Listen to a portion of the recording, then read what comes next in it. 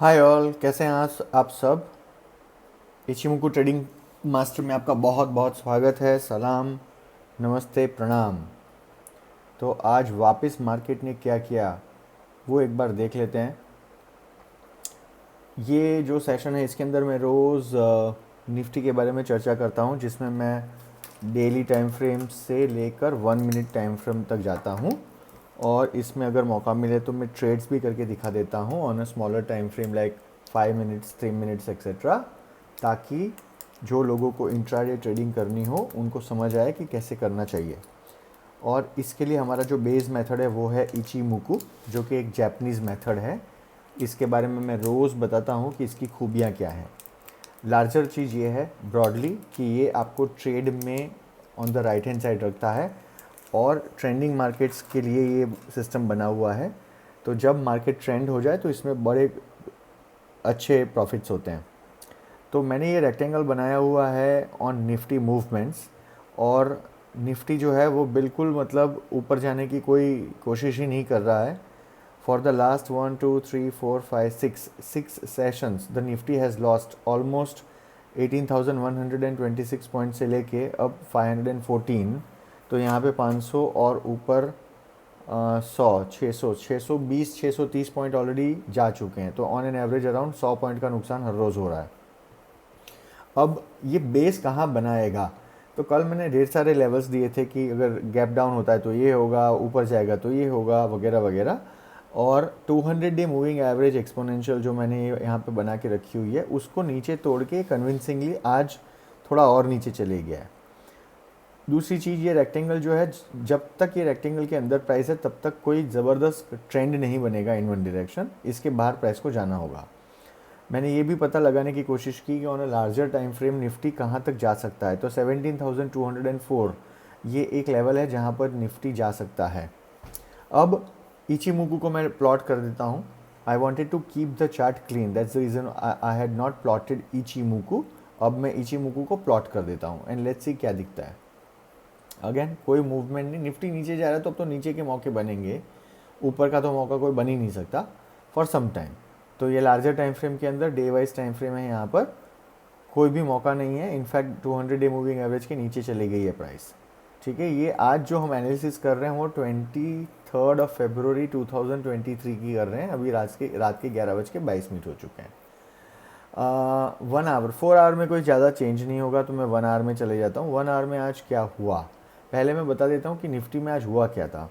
तो निफ्टी जो है उन्होंने गैप अप ओपनिंग करी और उसके बाद 15,775 से ये हाई बनाया इन्होंने 17,621। आई विल अगेन रिपीट, 17,571 में ओपन हुई निफ्टी और हाई बनाया 17,615 का पूरे दिन के दरमियान। उसके बाद में जो क्लोजिंग प्राइस है वो 17,510 रही और इसमें एक लो भी बना है जो कि 17,451 का है। 1 आवर टाइम फ्रेम में चलते हैं क्योंकि 4 आवर्स में कोई ज़्यादा अंतर नहीं होगा। 1 आवर टाइम फ्रेम में क्या दिख रहा है, मैंने कल ये ढेर सारे लेवल्स लगाए थे तो मैं चार्ट थोड़ा ज़्यादा ही बिजी लग रहा है, मैं इनको हटा दे रहा हूँ क्योंकि अब निफ्टी ने एक, we know that it has already gone down. अगर ये ऊपर जाता है कल परसों तो we will again plot this lines, कोई दिक्कत नहीं है।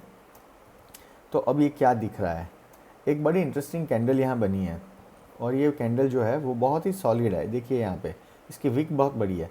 जब ऐसी कोई कैंडल नीचे की ओर बनती है as per candle stick rule, ऊपर से नीचे जब प्राइस आती है और बनती है, तो ये दिखाती है कि आपको अब सेलिंग रोक देनी चाहिए और प्राइस ऊपर जाएगी।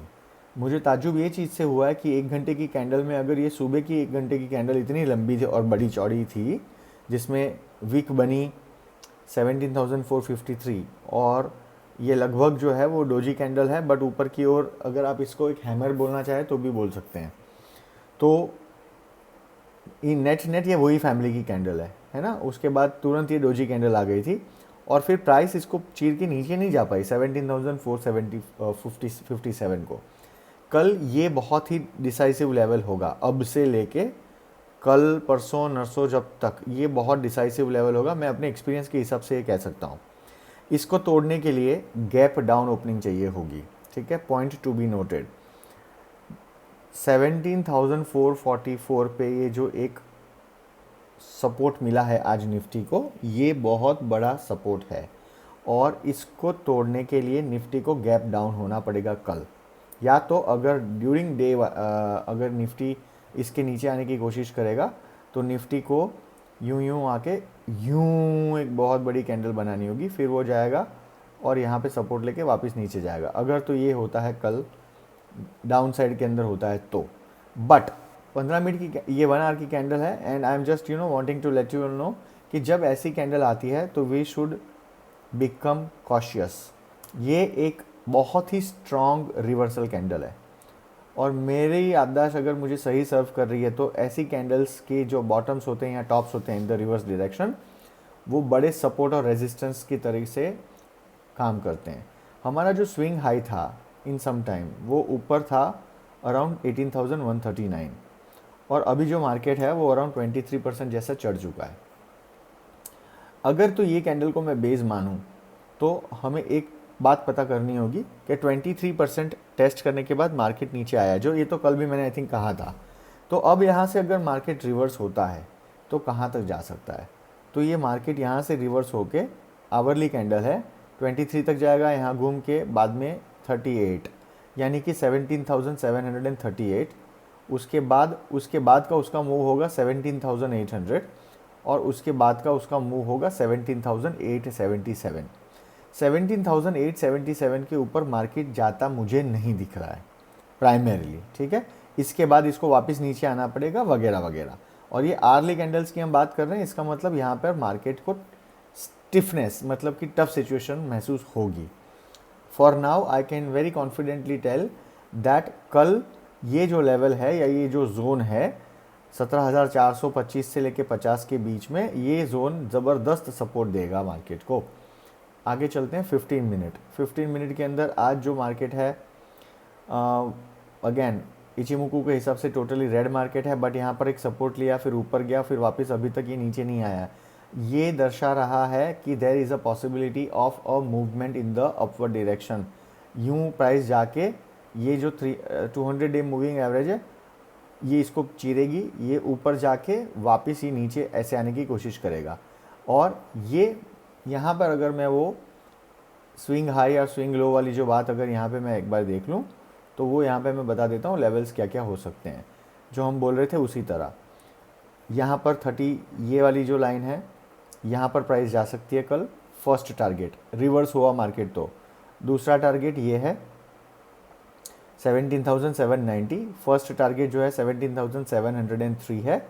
ये बेसिक टारगेट मैं इसको जोन मानूंगा कि अभी जहाँ पे प्राइस है वहाँ से लेके 17,612 यानी कि 50-60 पॉइंट का जो अंतर है ये एक रेजिस्टेंस जोन के करीब होगा। तो यहाँ पर आपके विपसॉज होंगे, मतलब प्राइस ऊपर और नीचे जा सकती है। और इसका थर्ड मेरे हिसाब से जो फाइनल डेस्टिनेशन होगा, इसको चीर के प्राइस ऊपर नहीं जा पाएगी, वो जो है 17,873 पॉइंट्स है। प्राइस नीचे जाएगी तो क्या होगा?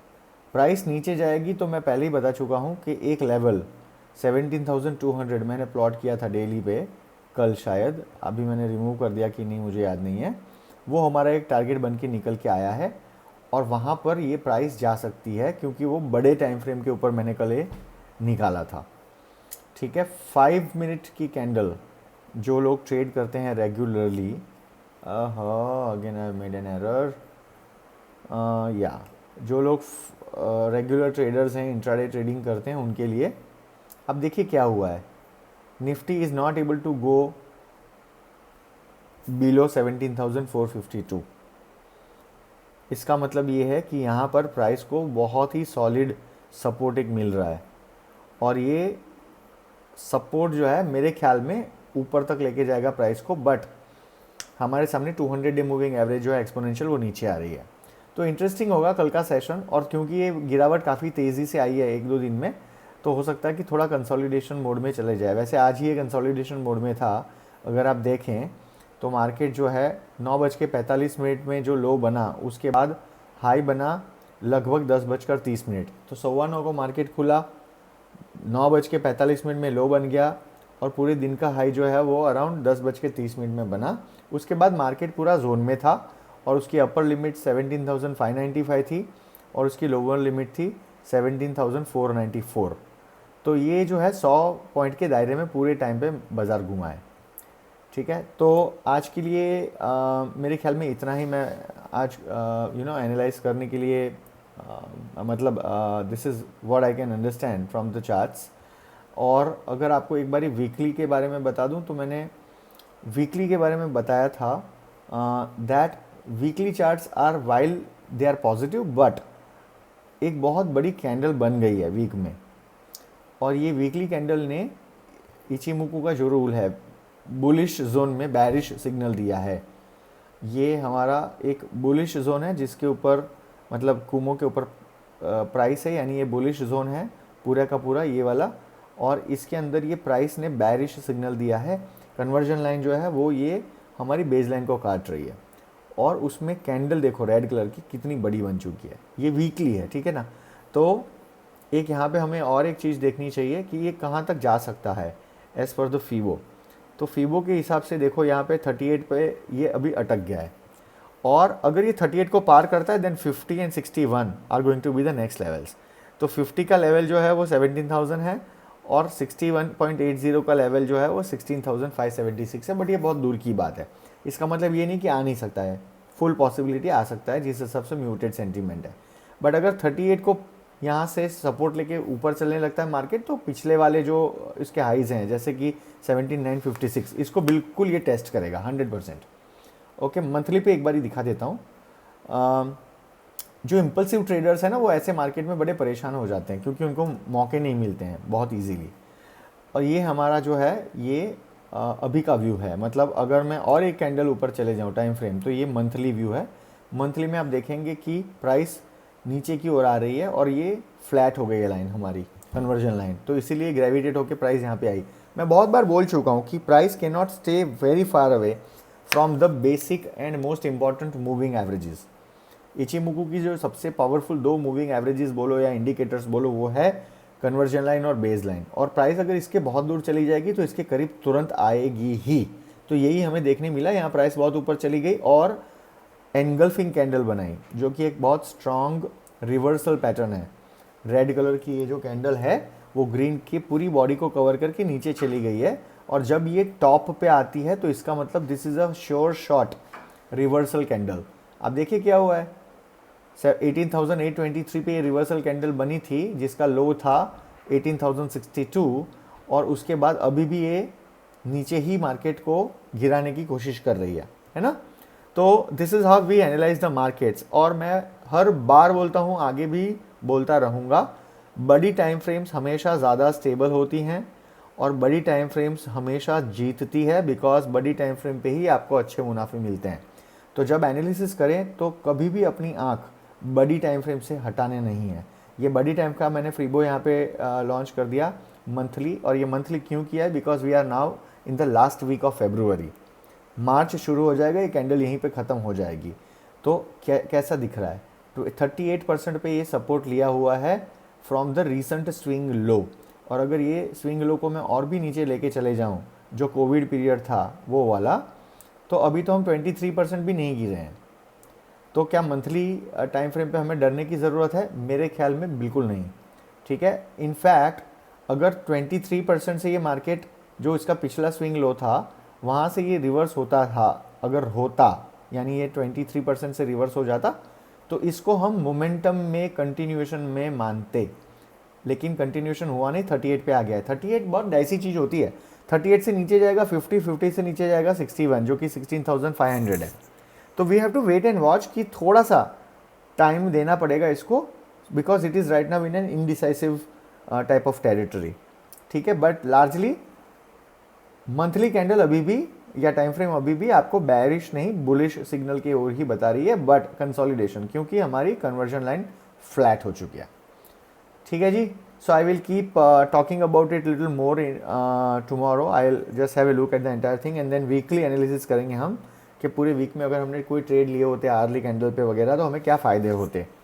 Muted sentiments, people don't know what to do, इसीलिए एक हाई और लो बना के 10:30 बजे के बाद बाजार जो है उसके हाई या लो को तोड़ नहीं पाया। तो आज के लिए इतना ही, I will see you tomorrow. ठीक है, take care of your self. जय हिंद।